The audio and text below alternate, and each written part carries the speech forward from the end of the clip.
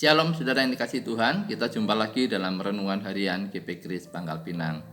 Hari ini kita akan merenungkan dari Kejadian pasal 41. Mari sebelumnya kita berdoa mohon pimpinan Tuhan. Bapa kami dalam surga, kami bersyukur untuk hari ini, dan tolonglah kami ketika kami akan mendengarkan firman-Mu. Tuhan, perlengkapi kami dengan hikmat-Mu untuk kami boleh mengerti, dan terlebih lagi mampukan kami untuk melakukan setiap pesan Tuhan. Terima kasih Tuhan, berkati kami semua. Demi nama Tuhan Yesus kami berdoa. Amin. Mari kita dengarkan Kejadian pasal 41.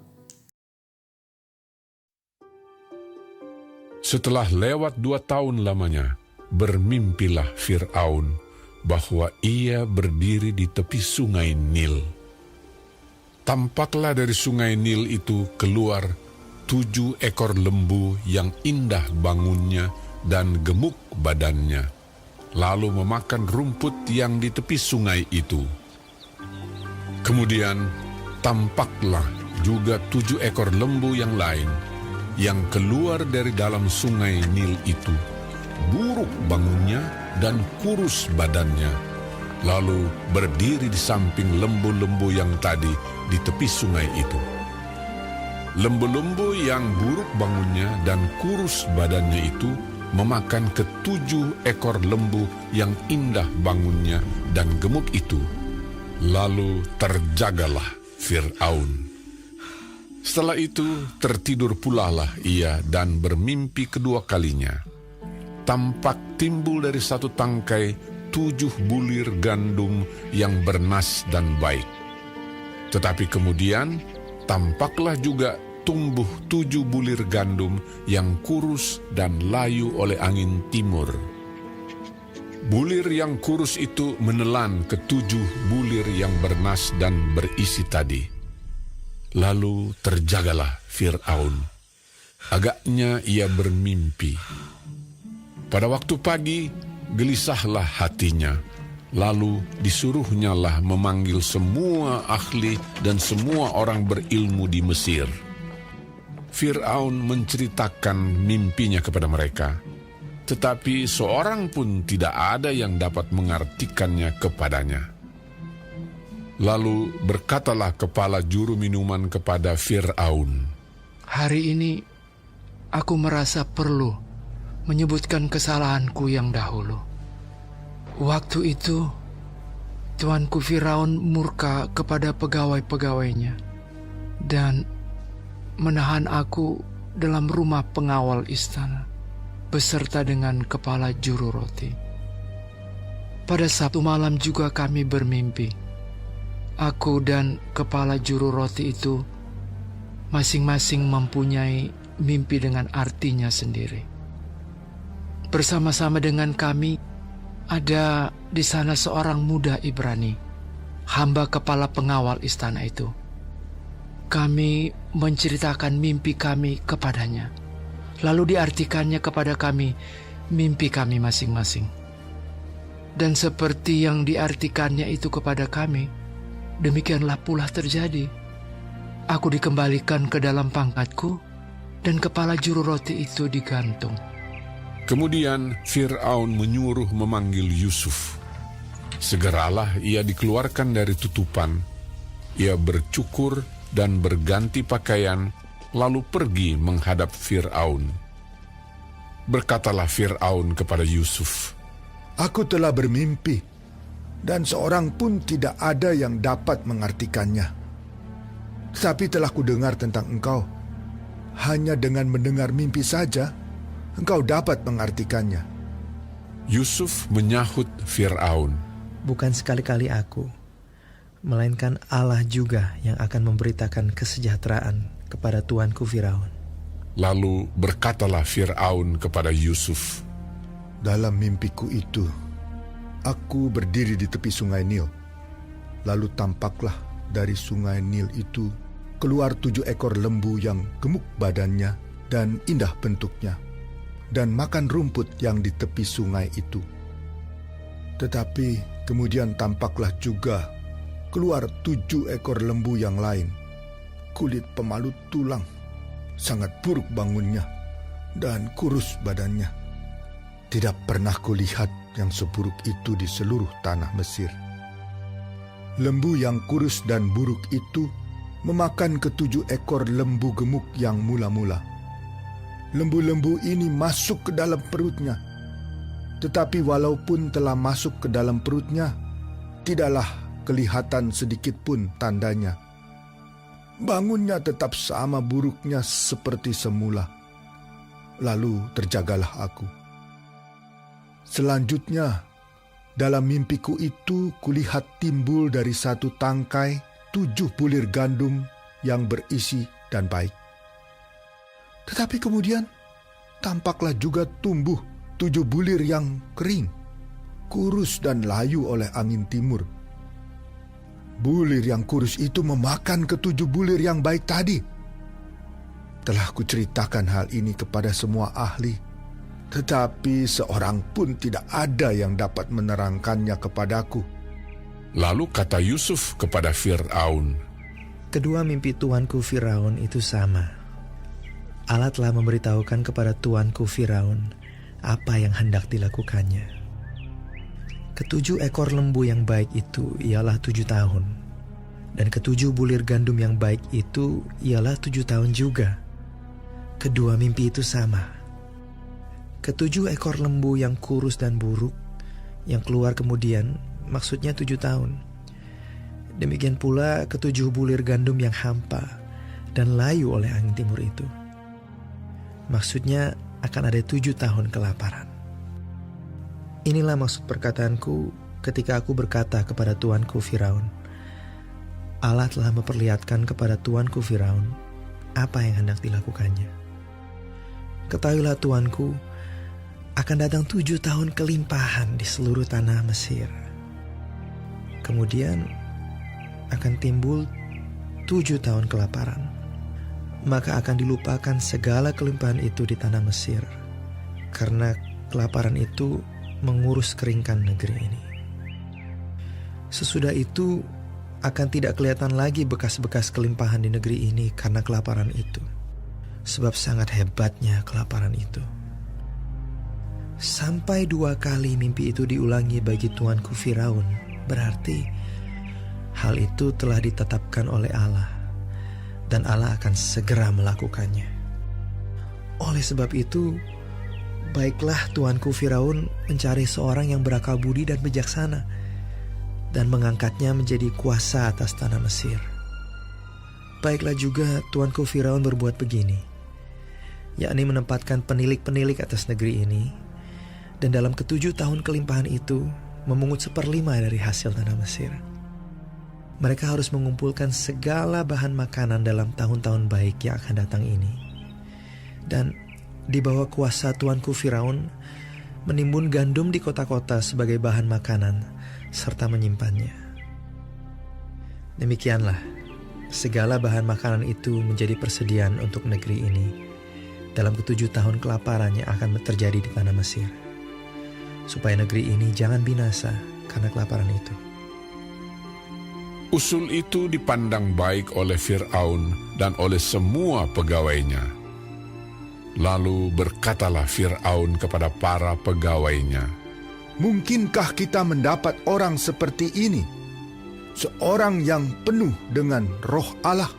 kata Fir'aun kepada Yusuf, Oleh karena Allah telah memberitahukan semuanya ini kepadamu, tidaklah ada orang yang demikian berakal budi dan bijaksana seperti engkau.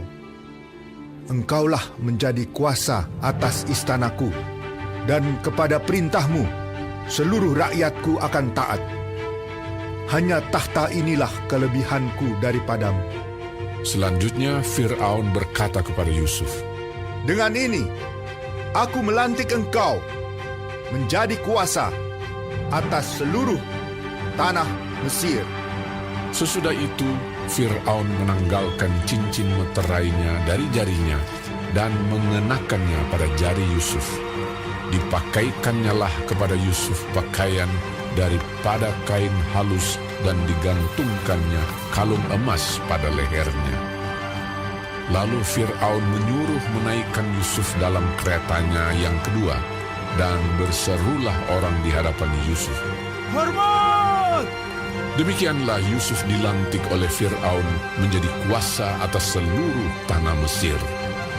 Berkatalah Fir'aun kepada Yusuf, Akulah Firaun, tetapi dengan tidak setaumu, seorang pun tidak boleh bergerak di seluruh tanah Mesir.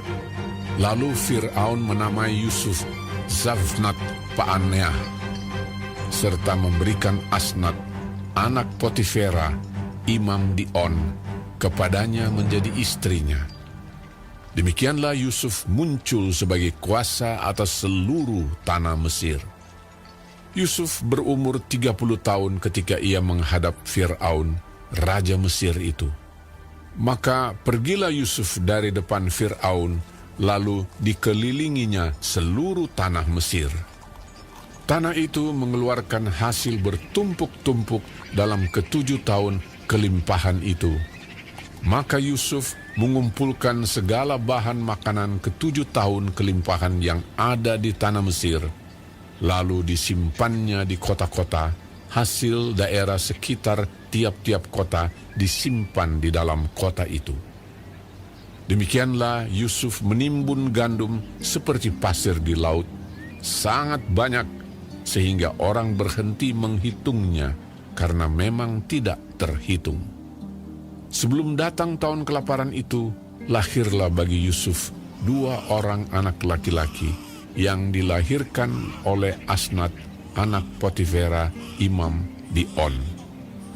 Yusuf memberi nama Manasye kepada anak sulungnya itu, sebab katanya, Allah telah membuat aku lupa sama sekali kepada kesukaranku dan kepada rumah bapakku. dan kepada anaknya yang kedua diberinya nama Efraim, sebab katanya, Allah membuat aku mendapat anak dalam negeri kesengsaraanku. setelah lewat ke-7 tahun kelimpahan yang ada di tanah Mesir itu, mulailah datang 7 tahun kelaparan, seperti yang telah dikatakan Yusuf. Dalam segala negeri ada kelaparan, tetapi di seluruh negeri Mesir ada roti. Ketika seluruh negeri Mesir menderita kelaparan, dan rakyat berteriak meminta roti kepada Fir'aun, berkatalah Fir'aun kepada semua orang Mesir, Pergilah kepada Yusuf, perbuatlah apa yang akan dikatakannya kepadamu. kelaparan itu merajalela di seluruh bumi. Maka Yusuf membuka segala lumbung dan menjual gandum kepada orang Mesir, sebab makin hebat kelaparan itu di tanah Mesir. Juga dari seluruh bumi datanglah orang ke Mesir untuk membeli gandum dari Yusuf, sebab hebat kelaparan itu di seluruh bumi. Saudara, selama 2 tahun Yusuf dilupakan oleh kepala juru minuman yang pernah ia tolong. Tetapi ia tidak pernah dilupakan oleh Tuhan. Terkadang kita bisa mengalami hal yang sama, bukan? Dilupakan oleh orang-orang yang pernah kita tolong dalam masa-masa sulit, dan ketika mereka berhasil, dan mungkin kita mengharapkan pertolongannya, tetapi dia melupakan kita. Sungguh mengecewakan apabila kita bergantung berharap kepada manusia. Tetapi pada waktunya Tuhan mengingatkan juru minuman itu akan Yusuf ketika Firaun, penguasa Mesir itu, mencari orang yang dapat mengartikan mimpinya. Akhirnya Yusuf dibawa menghadap pada Firaun, dan interaksi Yusuf dengan Firaun itu kita perhatikan. Dengan cermat Yusuf memberi segala kemuliaan hanya bagi Tuhan. Kemudian Yusuf dengan hikmat Tuhan mengartikan apa mimpi Firaun itu, apa pesan Tuhan dalam mimpi Firaun itu. Firaun merasa puas dan mengangkat Yusuf berkuasa atas seluruh tanah Mesir. Saudara, Tuhan dapat meninggikan orang yang rendah seperti Yusuf pada waktu Tuhan. Yusuf mulai hidup di Mesir sebagai seorang budak, tetapi kemudian Tuhan mengangkatnya, menjadikannya seorang penguasa atas Mesir. Ia mengalami penderitaan sebelum Tuhan memberinya kemuliaan. Tuhan menginvestasikan 13 tahun untuk membentuk Yusuf menjadi seorang laki-laki yang kuat. Jadi, bicara soal membangun karakter, Tuhan tidak pernah tergesa-gesa. Ia mungkin dapat juga melakukannya terhadap diri kita. Ini dapat terjadi dalam hidup saya dan saudara. Firaun memberi nama baru kepada Yusuf yang berarti orang yang menyediakan makanan bagi negeri. Yusuf lalu menikahi seorang istri Mesir dan memberi 2 putra kepadanya. Yusuf memberi nama putranya yaitu Manase, yang artinya orang yang melupakan, dan Efraim artinya berbuah ganda. Yusuf berketetapan untuk melupakan masa lampau dan hidup untuk masa depan. Melupakan dapat berarti tidak mendendam kepada orang lain. Yusuf pasti tidak melupakan apa yang sudah dilakukan oleh saudara-saudaranya, tetapi ia tidak mendendam kepada mereka. Sebaliknya, ia memusatkan pikiran untuk menjalani kehidupan yang bermanfaat bagi kemuliaan nama Tuhan. Kiranya hal ini dapat menjadi teladan bagi kita. Ingatlah, dalam segala sesuatu Tuhan turut bekerja untuk melaksanakan kehendak-Nya yang baik terhadap diri saya dan saudara. Amin. Tuhan Yesus memberkati.